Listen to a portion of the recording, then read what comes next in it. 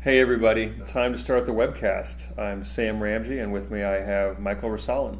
Michael? Hi, good morning. We're going to talk about how to segment developers for your API strategy. This is a dramatic update to one of the most popular webcasts that we ever gave a couple of years ago on how to think about developers. As usual, this is under Creative Commons. Feel free to redistribute, represent, chop apart, and generally use however you see fit. As you know, there's a thriving community at API Craft. That's groups.google.com/group/API Craft. It's about 4,500 people now exchanging notes every day, asking advice, presenting recommendations, and bringing their real business issues. It's been an amazing community to be part of. Strongly recommend if you're not there to join, and very, very friendly and welcoming to newcomers. Also, all of the videos of these webcasts are available in perpetuity on Apogee's YouTube channel. And finally, part of being Creative Commons content is that the content itself is available. So that's available at slideshare.net/Apogee. Again, use any amount of the slides that will be useful for you. A lot of the motivation that Brian Malloy and I had when we started the webcast series was frequently we'd been on the other side of the fence as people trying to do their job in an enterprise. And we knew that we were smart enough to build a great presentation. We just didn't have the time because 90% of our day job was managing fires. So we said, it'd be really nice if somebody else would just do our homework. So what we're trying to do is kind of enable the community to collectively do homework for each other and just make our lives a little bit easier. So Great. If you find something better, then share it back. And also on the SlideShare, there's a link to the last presentation a couple years ago on how to segment developers. I'm going to lead this out with a few topics, right? Why segmentation, and then we're going to start looking at all the nitty gritty. Now, Michael's at Evans Data, and they've done basically the most authoritative and exhaustive job of any company that I've ever found in digging into who are developers, what are the trends, what do they do. In fact, when I was at Microsoft, as I was from 2004 to 2009, we depended very heavily on Evans Data's worldwide market surveys to inform where were we going to invest, what do we need to do differently. So delighted to welcome Michael and Evans Data to the webcast. Yeah, well, thank you. I'm really glad to be here. Thanks for the opportunity to help talk about segmenting developers. It's something we've done for a long time now, and I think that over the years we've learned, we've developed, of course, several methods of slicing and dicing up the developer population. But I think we've learned as technologies have been introduced and have become more common that the definition of the developer is more complicated, and in a good way. Yeah, and it's getting even more complicated as more companies are becoming software companies, right? As software is eating the world, we're seeing companies like Michelin are becoming software companies. Right. How do they get an insight into developers so that they can figure out what programs and how they're going to market, how do they think about their business? So why do you care about developers? This is kind of a constitutive conversation of the API marketplace. They're your new channel. And we talked a few years ago about this idea that the 20th century business model was very powerful indirect channels where producers of goods would send those goods to a retail store where they'd be bought by a consumer. But now that's all changed, and now we're talking about internet services and digital goods. Those are being built by a provider, but then packaged and perfected, improved by a developer, delivered through an app and out to an end consumer. Yeah. I mean, in many ways, like it's when you're trying to quantify the amount you're spending in development, a lot of these are downstream costs that you can't really measure. So, but developers, we've learned, are sort of are the new channels of delivering your services to a broader audience. They help bring services in different ways to the public. So they're not just consumers of your information and your services. They're actually people who add value to what you have. Exactly right. And there's a limited supply of developers. Right, so those of you who are building APIs, you are really on the demand side of the equation. You're demanding developers. You're competing for a limited supply of developers. So what we're going to try to give you today is a better sense of how to get their attention, what they care about, and how to begin your own very specific developer segmentation for your own enterprise. Segmentation is a fundamental marketing discipline, right? Because you wouldn't have sold to Nordstrom the same way you sold to Walmart. That's an entirely different market segment, different socioeconomic levels. They're looking for different qualities, different bulk discounts, different prices, right? Everything is completely different about those two channels. Mm-hmm. So if you tried to, sell your jeans into Walmart the way that you did into Nordstrom's, your business would probably break. Right? It's a totally different market, and you need to identify who occupies the market you want to target. Yeah, exactly. So that's why we segment, right? So these things are so different, and developers are also very different. So let's take a quick look at sort of common errors. Our friend, we often hear, we're targeting everybody, and our response is, danger, Will Robinson. You're definitely doomed to failure. The most recent survey from the Mozilla Foundation last year said there are 8 million JavaScript developers. There are 50 million Excel programmers who think they're developers. Right? So you're really targeting everybody? That seems like a gross mistake in terms of your resources. Right. I mean, you can't really just do that. I think like many times when our clients come to us looking for researchers and say, looking for research, trying to find out who developers are to target with their tools, we can't just say, we can't just, it's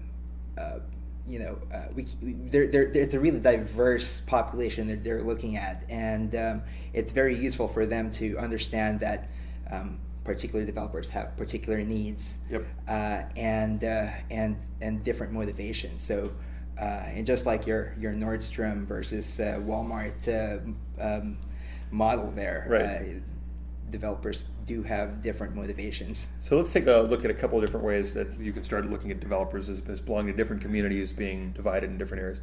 On the left-hand side, you see sort of what's the environment they're targeting. Is it iOS? Is it a gaming console? Is it web OS? Is it cars, Android? Is it medical devices? Mm-hmm. Right? Are they going after Internet of Things? Each of those are just tremendously different selections on that dimension.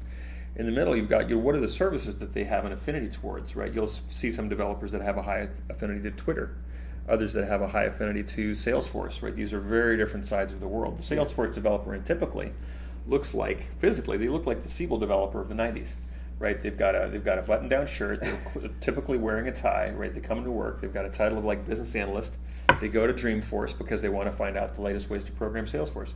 Utterly different looking than someone who goes, yeah, I'm using the Twitter API all the time. Right. And I think like a lot of this is just, at one time we could have said that perhaps the developer population was defined in more simple terms, but really the confluence of multiple different technologies and ways to consume information has given space for new kinds of developers to come out. I think they're very much a moving target in terms of trying to identify them, because of the fact that they identify along many different axes. Yeah, and it used to be simpler. You were either Windows or Mac. Yeah. Right. You were Win32 MFC, C++, or you were Visual Basic. Right. On the Mac side, you were HyperCard, or you were programming in C. Yeah. It was that simple. And then it was your Java or .NET. But now you get into languages, and there's been this enormous growth in various language types. We'll take a sort of a closer look at that in the slide. But you C#, you Ruby, you JavaScript, you Objective-C, you Java, you PHP. And there's some affinities between this. If you're an Objective-C developer, you're probably developing for iOS. But beyond that, there may not be as many obvious common points. So this idea of focusing, because you don't have unlimited resources, you got to focus on which pin you want to knock down, what order you want to be able to bring your developer program to fruition with. So taking a quick look at how many developers are there, we first encounter this question of what's a developer. So if we were to look at the dictionary definition of developer, right, it's someone who develops. Okay, great. Or it's a chemical used to develop. But we can see that this has been around a long time, because even the dictionary says the person or company that develops computer software. So good. It's an innovator, it's a formulator, an introducer, an inventor, a deviser, a designer. There's a lot of creative kind of characteristics of someone who calls himself a developer on a day-to-day basis. Yeah, I think like we can, at Evans Data, we always look at it as sort of participation within the development life cycle. There's not just one kind of developer, and we see that as roles have changed over time, people are starting to wear different hats within their organizations. For sure. But at the same time, as development has become more central to people's business, to organizations' businesses, we see roles that have not been technically or have not been traditionally associated with development play a role in it.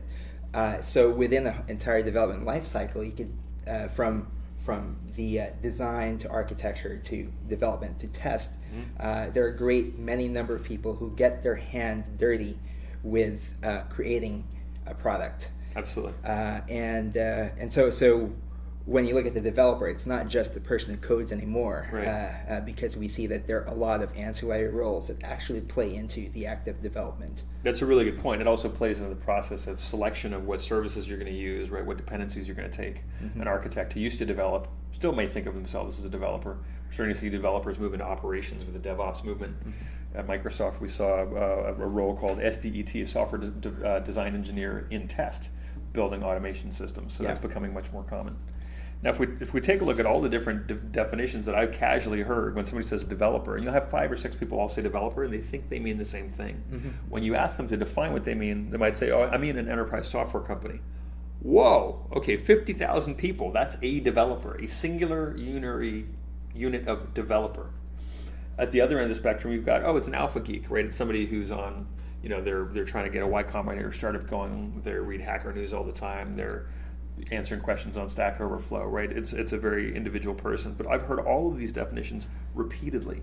So it's first important to get your taxonomy right. So measuring developers, it turns out, is incredibly difficult, and I'll just give you sort of what maybe the state of the art was before we started seeing the kinds of worldwide surveys that Evans Data does. This is a survey that I like a lot because this measures not what developers are talking about, but what developers are buying. So here's the 2009 heat tree map of what books were purchased that had to do with software development. And then you can see the heat map was against the prior year. So bright green is Objective-C at 965% growth, just pretty stunning. You could see right there the growth in iOS, and you could say, well, my God, the App Store is exploding. We can see a real-world trend underneath it. At the same time, you saw C# growing very slowly. Cascade that over 1 year, right? You saw a little shrinkage here of JavaScript. We flip over to 2010. We go, wow, JavaScript sort of resurgence, 15% growth. See Objective-C kind of hanging out, maybe getting a little bit smaller as the hype cycle moves from native to HTML5 and JavaScript apps. So actually detecting and measuring what developers are doing, incredibly hard. This was one approach that I particularly liked. But what I transition to now is take a look at the worldwide surveys and sort of the deep data-centric behaviors that Evans Data has looked into. Well, I mean, that's really interesting what you talk about here. When you say that it's developer habits, it actually can show you broader trends in adoption in the tech industry. I think that's how we approach it at Evans Data. Because we've always felt that developers were sort of barometers of the larger landscape of development, or larger landscape of technology. So when we see that certain trends in adoption are happening, outside of just sales figures of individual units of devices, we can tell that there's something big coming down the pipe, and the developers are actually pointing towards it. Right, like a couple years ago, the How to Program Arduino books were flying off the shelves. You could yeah. probably tell that the maker movement and that involvement in the Internet of Things was about to explode. Yeah. So what are we looking at here with this demographics of a typical developer? I was really inspired by this content as we were kind of walking through this. Yeah, thanks. I think at Evans Data, one of the key things that we look at when we do research on development and on developers is that we have to understand that developers are people, they have motivations, and they have things that they're really intelligent people, as we can see here, very highly educated people. 88% of them have college degrees, and 40% have advanced degrees beyond the bachelor's level. And I think that knowing that developers are not just influencers, but are also influenced by their own interests, makes it easier to target them as people who will help add value to your products and your services. Definitely. And if there are any marketers listening to this webcast, it's important to take whatever you've seen in movies and take a look at this top statistic. Who am I? Complete introvert. Only 2% sees themselves this way. So don't market to us as if we don't have any social skills. Actually, there were some really surprising things that came out of your developer population model. So if you want to talk a little bit about the inputs, maybe we can move along to some of the more surprising trends that we saw. Certainly. One of the services that we provide at Evans Data is a developer population model. Twice a year, we publish a report that estimates the total number of developers in the world. And it's a very complicated report. And at the beginning of the year, in fact, we're involved in it right now. I got to go back over the hill and start doing work on this later. Yeah, you've got a lot of stats here. Obviously, population coming out of the World Factbook, development, right. of the local economy and from the World Bank, OECD, right? There's a lot of different indicators. Yeah, so traditionally we've always thought about development as, or when trying to estimate the number of developers in the world, we have always looked at how many developers are produced by a country based on just how many computer science graduates there are. But it's a much more complicated environment than that. So every year we look at these different sources. We can go ahead and actually look at some examples of some of our data streams that we look at. But we look at growth in tertiary education. We look at the number of internet hosts per 1,000 people, among other different variables. And we measure these variables in terms of their predictive power. The extent to which they affect our model of how many developers there are. Once we plug in these inputs yearly, we can arrive at a good estimate of the total number of developers in the world. But there's a lot more math behind this, and I can go through here in this this show. But yeah. No doubt it's a large-scale statistical regression. It would be interesting to see how the weights change year over year. Yeah. As of 2013, there are about 18.25 million developers in the world. That's pretty significant. The largest populations can be found in the Europe, Middle East, Asia Pacific, and North America. I think EMEA has the largest population of developers presently, with APAC coming on strong. And as you count EMEA, obviously there's 27 odd countries that we'd say would be Greater Europe, but you're also looking at Turkey, Israel. You're looking all the way from Egypt all the way down to South Africa. That's a fairly large land area. It's a fairly large land area. I think we also look at. I mean, every year the countries that we focus on, we also always revisit whether a country experiences large growth in the tech sector affects our overall model. So we've seen over the years that I think we've been doing the developer population study for about almost 10 years now, that there have been shifts in level of activity in the tech sector over time. Yeah. Interesting. So there was a recently coined term. Everybody's familiar with the BRICS, right? Brazil, Russia, India, China. You've got Russia here lumped into EMEA, which obviously is going to be a ton of developers. Recently, the next wave of growth for economic activity, I would guess it probably is going to be in developer activity too, is Mint. I think it's Mexico, Israel, Nigeria, and Turkey. Right. We already see a lot of growth. I mean, it's no secret these days that Israel is really friendly to startup tech companies, and we're already seeing a lot of growth in that area in Israel. Mexico as well, due to its proximity to the United States, and also the level of education that's present there is a rather, I guess it has a lot of upside and coming down for developed population growth. Absolutely, yeah, we see lots of development there. All right, so any other nuggets that you want to describe on this slide before we transition? I think that's certainly an amazing number. I remember that developer population's grown a lot, because when we were looking at this in 2008, I think the developer population was more like 5 or 6 million. So it's great to see the growth, and it probably mirrors the change in the technology landscape. Yeah, we were closer around 10 million at that time, but yes, it has grown significantly. In fact, as part of our developer population model, we do projections over time. And we predict that by 2018, there will be almost 25 million developers in the world. And again, the bulk of this growth is seen in the Asia Pacific and EMEA. And again, to specify, these are all developers who are using what we would all call computer languages. These are not people who are using SPSS. They're not using SAS software. These are not developers who are using Excel to do programming and automation. These are people who are using what we'd call classical computer languages to do automation. Developing software, be it traditional software or web-based software. It's just people who use computer languages for software So that's production. massive growth in APAC. Are there any particular areas that you want to highlight? I think the big one there is China. China and India have been producing many developers for the recent past too. And I think that that's just, there's no slowing down there. Yeah. Right now. And I remember for many years, Indonesia and the Philippines were coming on very, very strong. I think that's still going on. Both Indonesia and the Philippines are within the top 10 of the countries in APAC and Asia Pacific in terms of developer population size. Yeah, pretty impressive.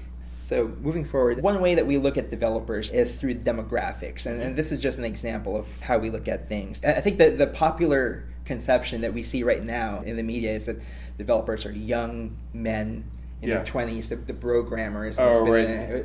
Whether you're a programmer or a dispossessed angry nerd, right? Right. Either way, you're like 25 and no social skills. Right. But actually, as we saw in our studies, we actually saw that quite a large percent of developers, of the developer population, is married. And the divorce rate among developers is around 3%, which tells a totally different story. It kind of suggests that developers may have rather stable family lives, in fact more stable than the general population, where we see divorce rates much higher than what we see among developers. It's a very different view in terms of the socialization. And again, if you're a marketer and you're trying to attract developers at a conference, and you see these kind of stats, why would you stick with booth babes? That just kind of jumps out as being one of the dumbest ways you could possibly attract developers, because, we're already married.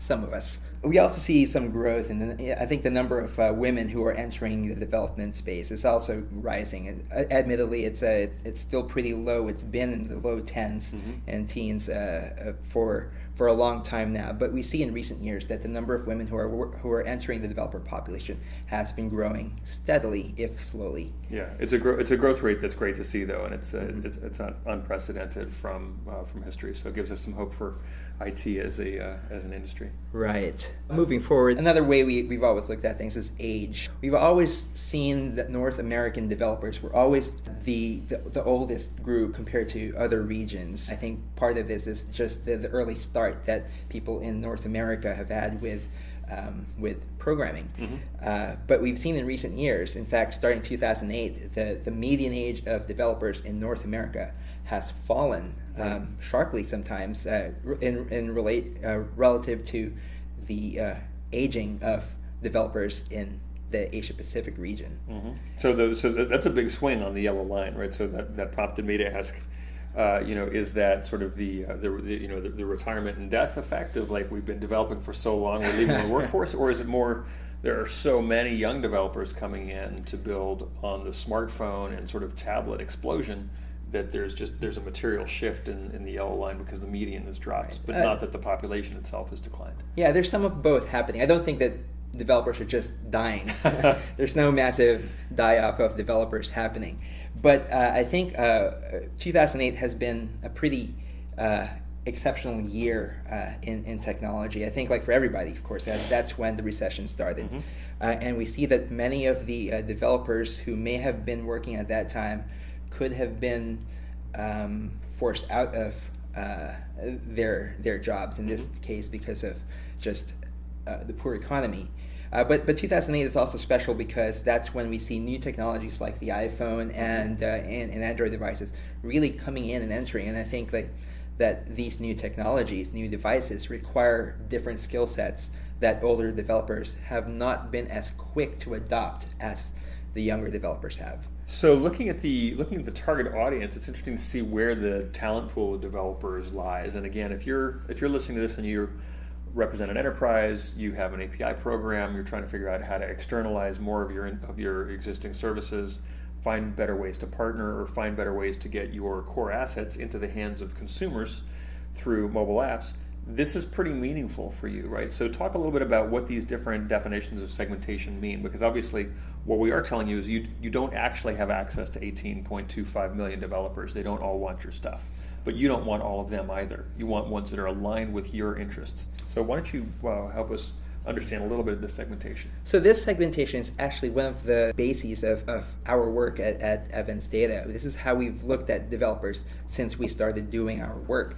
And the key here is to define developers, or ask them to define themselves by the kind of software they actually produce. What we see here is a chart that displays how developers define themselves, whether they make internal or corporate applications as part of the enterprise, whether they're ISVs or independent software vendors, developers who primarily make software for the commercial market. This is, I guess at one time it was called shrink-wrapped software, but of course it's now down. Of course it's not shrink-wrapped. Right. But this could be anywhere from an app made by one developer on the App Store, all the way to Microsoft Word or something. Microsoft or Oracle Corporation with tens of thousands of developers. Right. Okay. At the same time, about a third of developers are also consultants or value-added resellers, VARs. And these are people who typically work as consultants on contract basis as developers for other companies. So these three groups, ISVs, enterprise, and VARs, are the three largest segments of developers that we've seen over the years. It hasn't changed much. I think at the margins it's changed a little bit, but typically developers identify as these three. And VARs segments. are an interesting crowd, right? Because they're trying to add value to a service that already exists. They're not competing with an enterprise. They're not typically competing with corporate development. They're often customizing WordPress or Drupal, or they're taking other generally off the shelf software and doing some configuration. So it's maybe an interesting way as you'd start thinking about indirect channels to take your services to market. That may be an interesting place to have those conversations because they're already used to the idea of a value add or a spiff or some kind of affinity. Certainly. So OEM, scientific, and other? OEMs are people who write applications or software for devices. I think many times they're embedded software developers who write apps for things like cell phones. This is firmware on cell phones or firmware on set-top boxes. So as we see more and more activity in the Internet of Things, more devices, you expect to see that category grow up? I think so. It's always been a marginal percentage of the developer population for us, but we've seen that it's been creeping up as people are developing more connected devices. Scientific? Okay, so scientific developers are those who are engaged in high-performance computing, perhaps in academia, most of the time in academia, but also doing high, really scientific research. So meteorology, proteomics, genomics, those types of large-scale compute processes. Yes, yeah. Sure. And other? Any interesting things that stuck out in other? Other is just a mishmash of just everybody else who falls through the cracks of all the other groups. So you look at all of these different roles as being segments. So let's go through this sort of briefly just to give people a sense of what you were talking about before, which is a developer exists in a context of other technical people who probably wrote code at one point but maybe don't do so every day. Right. So within an organization, a person may be involved in development and they may not be officially software programmer or a professional developer. But we see that that developers in general define themselves as developers. Although some of them do wear multiple hats. Quite a large percentage, about 22-25% of developers sort of a player coach model. Yeah. So they manage others, but at the same time spend some time coding. Yep. And we see this more in smaller companies. We see this more in startups where you would have your CEO could also be a code hack. Yep, absolutely. Yeah. And one of the interesting swing areas here is people who classify themselves as non-pro developers and hobbyists.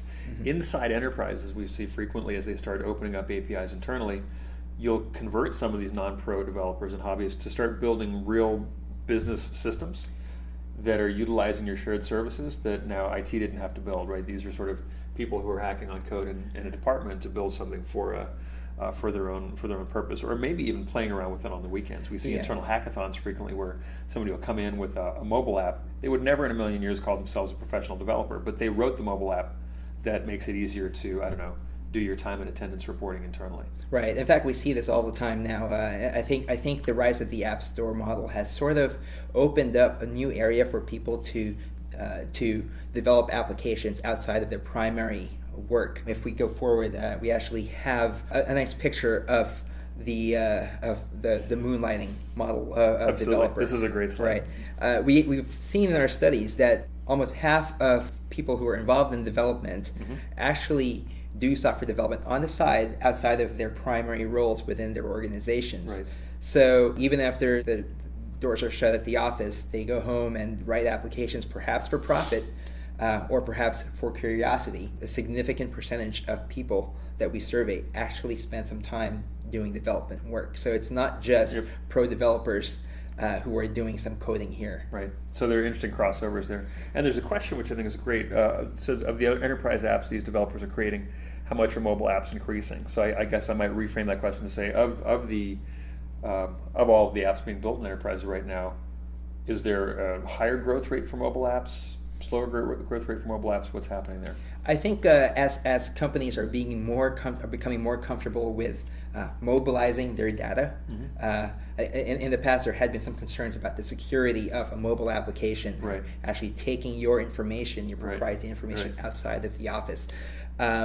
As this comfort has grown, we also see the percent of time spent developing mobile applications grow as relative to all other development tasks within that organization. So it's a pretty significant surge. We also have always believed, I think, developers are people who are writing code often to scratch their own itch.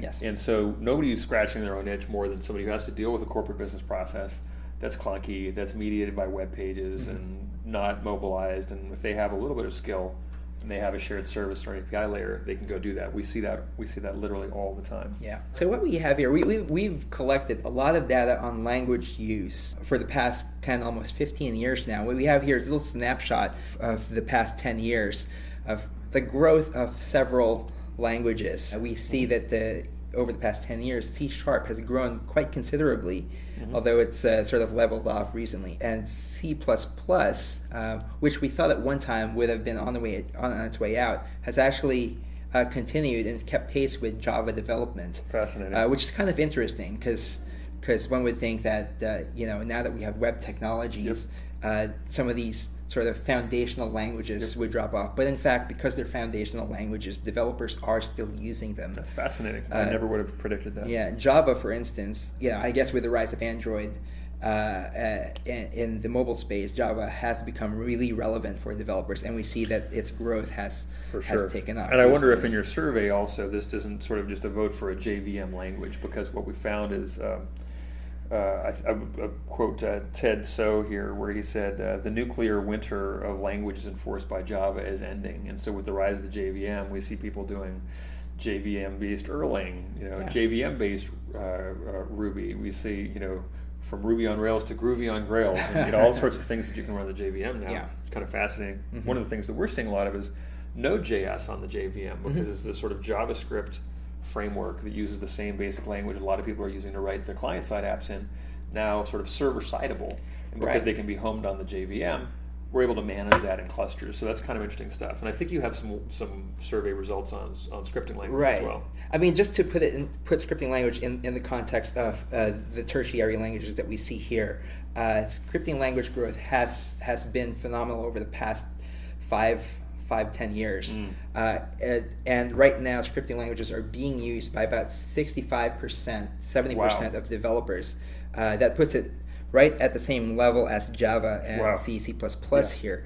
Now, if we actually parse that some more, we see that almost all developers who say they use scripting languages are working with JavaScript. Amazing. Almost 90% of developers who work with scripting languages use JavaScript. Not to say that they don't spend time with other scripting languages, because we also see that there's high usage of PHP and Python among scripting language users. Well, as much as good developers are monogamous in real life, good developers don't tend to be monogamous with their languages, because you want to have the right tool for the right job. Right. But you'd be like using PHP and JavaScript. Those aren't mutually exclusive, for those of you who are looking at this slide and saying, well, that adds up to 342%.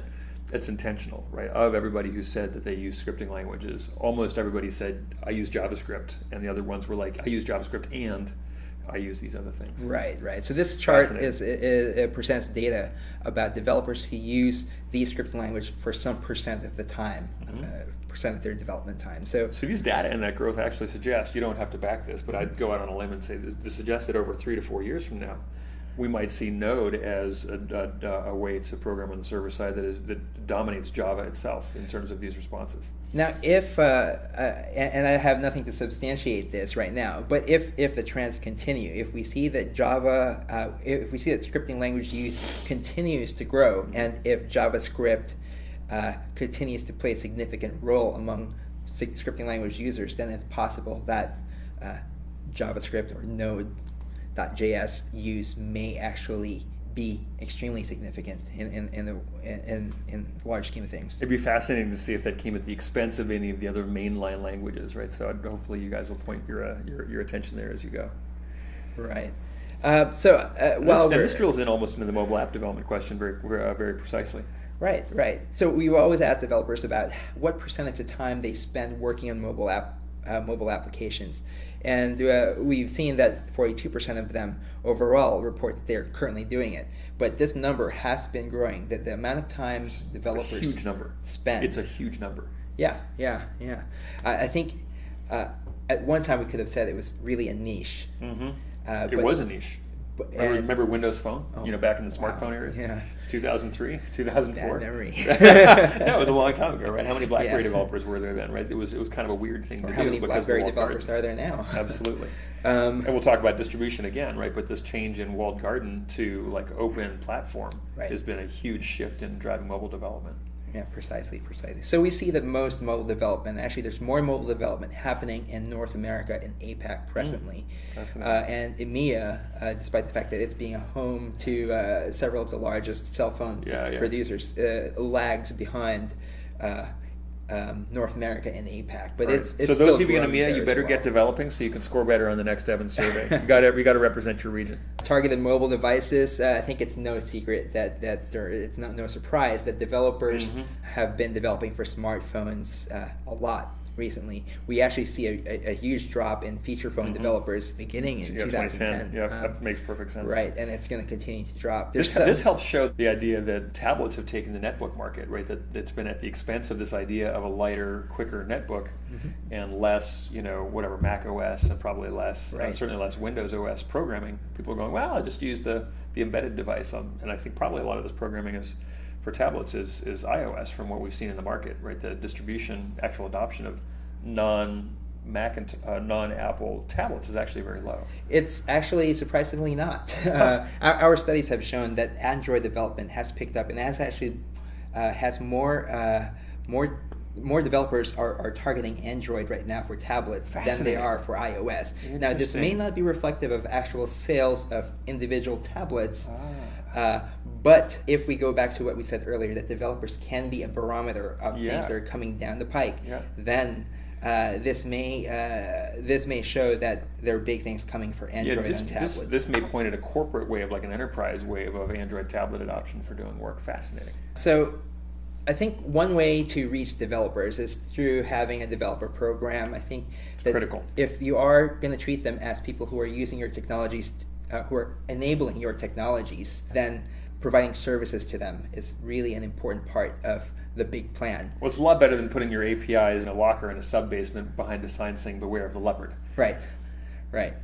So what are the good reasons to join a developer program? Like, because there's so many things that you sign up for. The last thing I need is another username and password. Sort of convince me as a developer to jump over the hurdle and actually tell you who I am. Yeah, it's not really about getting swag. Of course, it's nice to have a T-shirt, but we all have T-shirts. But developers really go for technical information. And I think for many years now, we've been telling this to our clients that it doesn't matter if you have limited resources to put into providing services to users of your technologies. Put them in technical resources. Provide good tools and SDKs to developers. Give them access to your engineers. Provide technical information. And really shore up on these things that will actually help people develop. Right, which is interesting because you asked a question of like 20 or 25 different things that you could pick, and these were the top 5.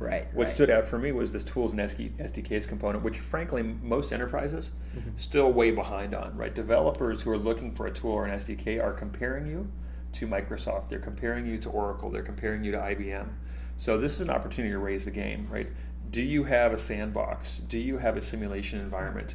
Do you have a debugging tool? Do you have an easy way to be able to say, I'm just in the development mode with this app versus I'm in production mode with this app. There's a lot more work that needs to be done, but we know empirically, quantitatively, if you only do one thing for developers, give them tools and SDKs. Precisely. It's pretty simple. Now, developers hate marketing, right? That's also another one of our most popular webcast series. But without marketing, without some kind of outreach, then again, it might as well be in a basement behind a sign saying "Beware of the leopard" for all that anybody's able to get at it. Yeah. But you found that developers actually do like to be reached in a couple of ways, but not in most. Yeah, there needs to be a way for them to learn things too, and it's not just listening to their friends, not just reading blogs out there. Although Right. blogs are very useful and Sure. targeting other, getting news from your neighbor it's really useful. But if you want to communicate directly to developers, the most liked method by developers would be by emails from vendors, or if you're producing a tool, mail information about your tool directly to the developer. But we've also seen that newsletters have been particularly useful for developers. So it's not just learning about a newsletter may not just be about learning about new things that you're producing, but it's also a way for you to show, I guess, more information, more use cases, more ways to adopt your tools. Which is super helpful. And if anybody's wondering what does a good newsletter look like, right now go to Heroku.com, sign up for an account, and just if only to read the newsletters. They're thoughtful, they're well communicated, they connect with the brand, and they carry important information every time they come through. I still have a Heroku account from 2010, 2011, and I still read the newsletters. Yeah. Of course, it's no surprise that people don't want to be reached by phone. Don't call. Do not call. Definitely send developers who sign up to your program emails. Make them useful. Make them punchy. They will respond to newsletters. Think of it as a drip feed. Don't ever call them. In case that wasn't clear, don't ever call them. They don't want to hear cold calls. They especially don't want to hear from your sales rep. We're coming into the last two slides here for the survey. And this is an area, just to segue in, almost every enterprise we talk to says, how do I monetize my API? And there's a range of answers. There's no one thing. And I think your survey kind of dug into some of the expectations on the provider side, like how am I going to make money with these things? Right, and I think that the answer to that is always it's complicated because you have to have a reason to monetize your APIs. Do you really want to do this? Do you want to sell your services through APIs, or are APIs a way for you to bring developers onto your platform first, right? And perhaps get people get people's feet wet in terms of getting onto your platform, right? And we actually see that just 25% of respondents say that they sell their APIs as services. Yep. Not to say that that's a bad model, because it can be particularly lucrative sometimes. It's a pretty important question as to whether you want to monetize them. And then you broke out a set of other things here, which often come up in conversation, right? Pay-as-you-go, unit-based, freemium, tiered pricing, transaction fees, right? How are you going to get after it? So it's interesting to see how those are broken out. Yeah, in general, the largest percentage of developers say that pay-as-you-go is the way that works for them. Mm-hmm. Yeah, usually up to a point where they're getting hammered by linear growth in fees, where they'd like to have some tiered pricing. Yeah. Makes sense. Next time around when you do the survey, I'd love to also have you include the question, do you pay developers to use your APIs? Because this sense of sort of, a model where you're going to use the developer as that element in your indirect channel, right? Taking your goods out, will you pay them a finder's fee or whatever? We've seen a number of those as well. Oh, interesting. Well, we'll think of adding that to the next survey, which, Excellent. by the way, we'll be fielding very soon. Excellent. So if you have things that you think that ought to be measured, you should definitely hit up Michael at Eat a Bagel on Twitter. The better the questions are, the better power you get out of the survey. So this is the last slide in the survey respondents. I felt that this was the most important one to close on of all the stuff that you'd put together. Important to focus the enterprise's attention on why are the developers doing this anyway, right? They're looking for some kind of way to do their business better. Yeah. Many are looking for distribution. Right, and I think this is something that's just really was made possible by the entrance of mobile phone application stores like the iTunes Store and the Google Play Store. I think that developers, as people who enable your technologies, people who use your technologies, also want an outlet for what they work on. And app stores have become a rather important outlet for this. As we see here, there's been massive growth in just how important app stores have been for developers. It used to be an ancillary thing. They could distribute their applications some other way, but nowadays it's sort of become rather central to people's business plans. And one of the interesting things too, inside the enterprise, we're starting to see a resurgence of the idea of an enterprise app store, and that nomenclature might not end up being what we all call it, right? Once upon a time, we had an image of a web top, right? But this idea of people becoming their own CIOs, right? Just as they can choose what consumer apps they put on their phone, choosing which business apps they put on their phone, and having a central location to find all the different apps that might have been used to, built for by any of the enterprise developers against any of the shared services. That's a useful way to get out there. So we may see some correlation here on the inside as well. Yeah, I think that's true. That's pretty insightful actually, because I think now that companies increasingly, even companies who are not traditionally known to be tech companies, are opening up platforms. They really want a place to have developers put their work up so that they can reach their desired audience. It's a time of great change, and I think the our closing thought before I point you guys off in the direction of Evans Data for more detailed breakdowns, which you can do with them one-on-one, is your developers, the developers in your developer community, you can think of them as being like sled dogs, right? They're without them, your sled's going to go nowhere. But it's up to you whether you can recruit enough and whether you are going to make happy dogs. Now, for me, just looking at this happy dog on the right makes me want to be part of whatever sled team that dog's on. So, respecting developers, focusing on what's going to excite them, because that excitement is infectious. They will go out and talk about what you're doing. Even if it's inside an enterprise, they'll talk to each other and say, hey, I found this API internally, let me do this. It was really cool. You should try building an app against it. So, tapping into the community beyond the segmentation, taking all the details we've given you and pulling them back into some kind of gestalt is super important. Very important. We'll shift to Q&A, and while we're under Q&A, I want to point you at Evans Data. Like I said, we're heavily dependent on Evans back when I was at Microsoft. Microsoft still has a big relationship with them just because they have a great radar. So what we've presented to you here is sort of a top-level takeaways. But to drill into the quantities of data and models they have, you should contact them directly so they can kind of get into all this stuff with you. Yeah, we've been in the business for almost 15 years now, and we think that we have developed many different ways of talking about developers and talking about what developers do. I guess how they use technologies and how to reach them, and I think that we can do a lot in terms of helping you understand them. Fantastic. And then the last thought here was that there is a developer relations conference coming up at the end of March down here pretty close by San Jose, just north in Santa Clara. And you've even got a boot camp session for somebody who really needs to jump in, get totally operationalized. Maybe you're in developer marketing, maybe you're in channel marketing, regardless of where you're at. You're trying to figure this stuff out. Right. So the Developer Relations Conference is a conference for developer relations professionals or people who want to know how to provide their services to developers as they open up their platforms. And it's a good way to learn about industry best practices, what your peers within the industry are doing to attract developers, to share notes with other people in the business about how to provide services to developers. On the 23rd, we do have a boot camp where we will show developers what we think are the best steps at setting up a developer program. Awesome. All right. Well, with that, feel free to send questions and comments to us. You've got both Eat a Bagel and S. Ramsey on Twitter, and we will definitely cross our T's and dot our I's and get back to you. And most importantly, just keep the conversation going. It'll be on SlideShare. Ask questions, and this can be a source of input to further surveys. Great. All right. Michael, thanks a lot. Thank you. Happy to be here. Really enjoyed it. Thank you.